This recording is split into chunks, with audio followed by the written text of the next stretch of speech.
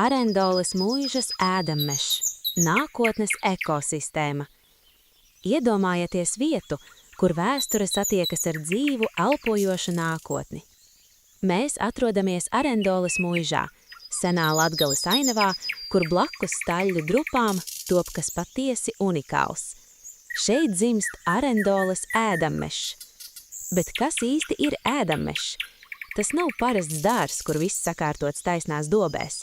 Ēdammešs ir pašpietiekama ekosistēma, kas atdarina dabisku mežu, tikai ar vienu būtisku atšķirību. Katrs augs šeit ir izvēlēts ar nolūku. Viens dod ražu, cits baro augsni, vēl cits aizsargā kaimiņu. Tā ir mūsdienīga permakultūra, kas pielāgota tieši Latgales klimatam un mūžas vēsturiskajai ainavai. Inženierijas pamats, kāpēc drenāža ir atslēga. Lai mežs varētu augt vietā, kur gruntsūdeņi ir augsti, viss jāsāk ar pamatiem. Mūsu risinājums ir garaniska drenāžas sistēma, kas pasargā koku saknes no stāvoša ūdens. Augļu kokiem vajag elpot, ja saknes stāv ūdenī, tās nosmok. Tāpēc zem katras koku un krūmu stādījumu strīpas tiek veidotas tranšejas ar oļiem un filtrējošām caurulēm. Liekais ūdens tiek novadīts uz vēsturisko mūžas grāvi, un sakņu zona paliek stabila, elpojoša un veselīga. Taču drenāža ir tikai puse no stāsta. Virs tās mēs veidojam dzīvu augsnes slāni, koku zari, komposts, nopļautā zāle, mulča.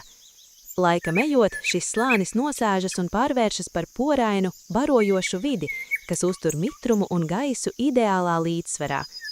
Tā ir kā dabas banka, kurā augi saņem visu, kas tiem nepieciešams. Augu slāņi, meža arhitektūra.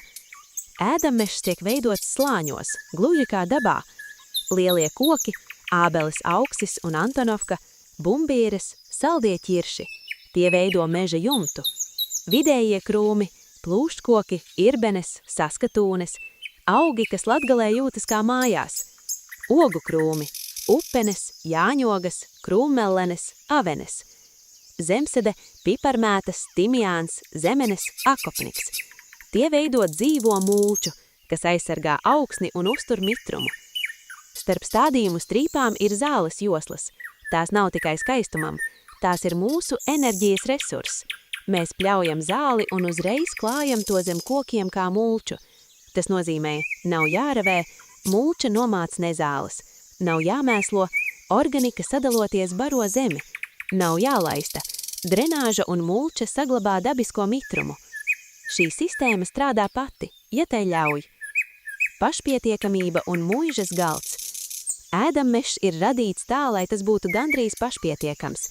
Kaitekļus kontrolē putni un derīgie kukaiņi, kurus piesaista ziedošie augi. Augsne tiek barota ar organiku, mitrums saglabājas dabiski. Un pats skaistākais, šī ir tikai sākuma struktūra. Kad pamats nostiprināsies, saimnieki varēs brīvi improvizēt, pievienot mēneszemenes, kazenes, retas šķirnes vai ko pavisam negaidītu. Ēdammešs ir kā dzīves instruments, kas pielāgojas un aug kopā ar cilvēku. Šeit audzētās ogas, augļi un garšaugi papildinās Arendoles mūžas galdu, kā arī nodrošinās izeivielas Arendoles kombučas ražošanai. Tas ir īsts no dārza uz galda princips, vietējs, tīrs un ar charakteru. Noslēgums. Daba pati zina, kā augt. Mums tikai jāiedod pareizais sākums un gudra struktūra. Arendoles ēdammešs ir piemērs tam, kā var radīt vidi, kas baro gan miesu, gan dvēseli, ilgtspējīgi, skaisti un cieņu pret vietas vēsturi. Ja arī jūs vēlaties savā īpašumā viedu, ekoloģisku un ražošu ainavu, meklējiet risinājumus, kas strādā kopā ar dabu, nevis pret to. Ainava arhitekts Agris Akons. Radīsim vidi, kas dzīvo, elpo un dod.